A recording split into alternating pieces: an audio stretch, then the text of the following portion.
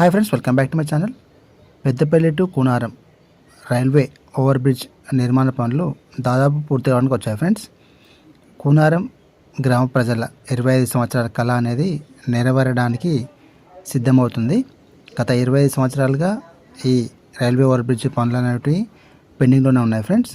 October 10, 2022 రోజు ఈ Koonaram to Peddapalli railway over bridge పనులు మొదలయ్యాయి.